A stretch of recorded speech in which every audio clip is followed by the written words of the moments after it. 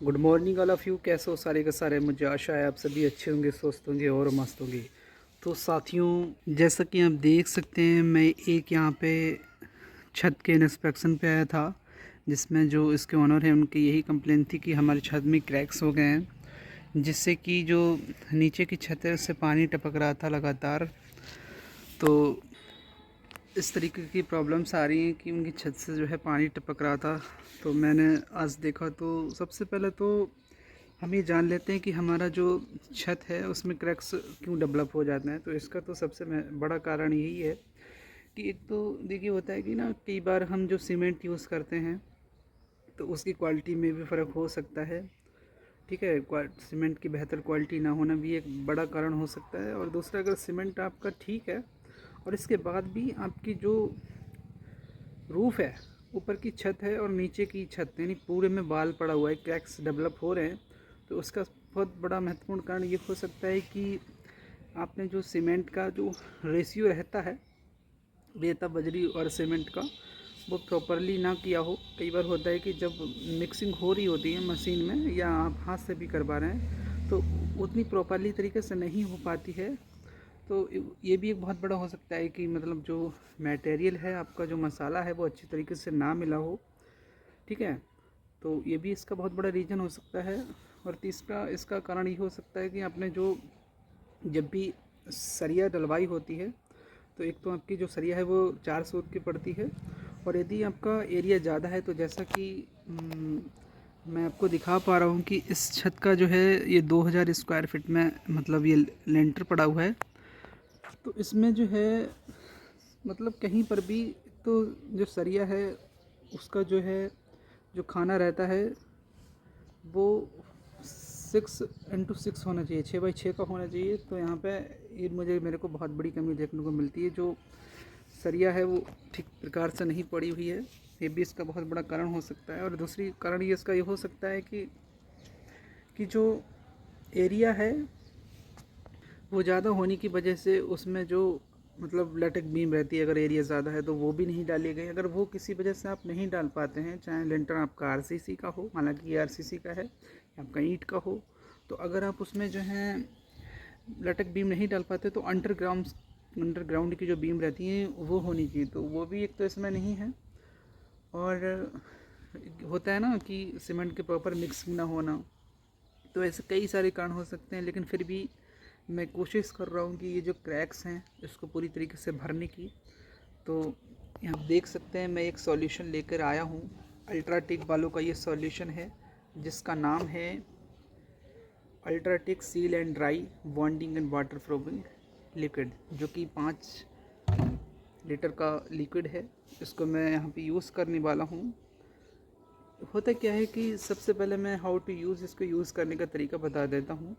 तो जैसा कि आप देख सकते हैं, जिस तरीके से ये हमारा जो छत है इसमें क्रैक्स डेवलप आप देख सकते हैं पड़े हुए हैं। यहाँ के जो जिसने भी किया है उसने एक बार इसमें जो है इसका कोट कर दिया है, 2-3 बार कर चुके हैं, लेकिन ये जो है चटक गई है। ठीक है, उसको प्रॉपरली नहीं किया गया है। उसका करने का तरीका होता है कि जहाँ पे आप इसको यूज़ करना है, जैसे आप छत के ऊपर से इसको जब करेंगे, तो होता है कि ऊपर की जो हल्की सी ये जो इसकी जो घुटाई है ना, इसको आप हल्का हल्का सा तोड़ लेंगे। ठीक, और इसके बाद एक दरार सा बनाएंगे, उसको अच्छे से साफ़ करेंगे। और उसको इस तरीके से बनाना है इस लिक्विड को कि हमारा जो सॉल्यूशन तैयार हो रहा है वो अच्छी तरीके से दरार में प्रॉपरली भर जाए, और हमारी दरार जो है दोबारा से उसमें लीकेज ना हो। ये जो सॉल्यूशन लाया हूँ इसमें भी बहुत अच्छे से दे रखा है, तो मैं हाउ टू यूज़ इसको बता देता हूँ कि डायरेक्शंस फॉर यूज़ यहाँ पे दिया हुआ है कि सरफेस प्रेफरेशन, यानी कि आपका जो एरिया है उसको किस तरीके से तैयार करना है जिससे कि आप इसको बेहतर तरीके से यूज़ करें। यहाँ पे आप पहला पॉइंट देख सकते हैं, यहाँ पे दिया हुआ है कि prepare the surface by removing oil bond inhibiting agents dust and laitance.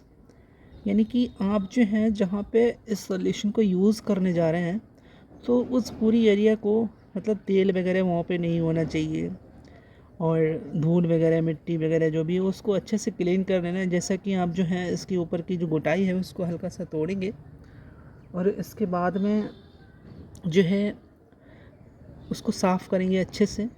ठीक है, सेकंड लाइन में यहाँ पे देखिए आ रहा है कि clean the surface with wire brush water jet pump mopping as a suitable, यानी जो भी आपको उचित लगता हो, यानी कि पानी से उसको धो सकते हैं, ब्रश से साफ कर सकते हैं ना, तो इस तरीके से उसको अच्छे से क्लीन करना है।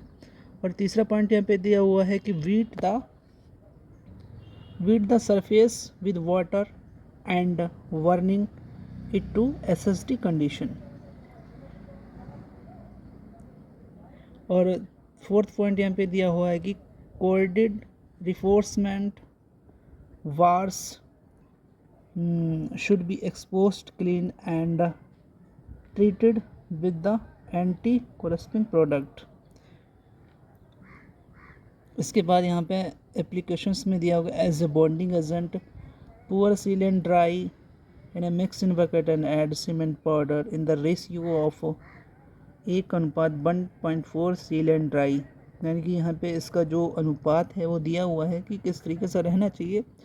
लेकिन मैंने इसको यूज़ कर चुका हूँ तो मैं बताना चाहता हूँ कि हमारा जो सल्यूशन है वो इस तरीके का होना चाहिए, ना तो वो ज़्यादा गाढ़ा हो और ना ही ज़्यादा पतला हो, यानी कि हमारा जो लीकेज है उसमें अच्छे से प्रवाहित होना चाहिए, भर जाना चाहिए। इसके बाद आता है mix then thoroughly to form a thick slurry. Third point है यहाँ पे apply 1 coat of slurry by using stub brush place the new concrete mortar while the bond coats लैडेक्सी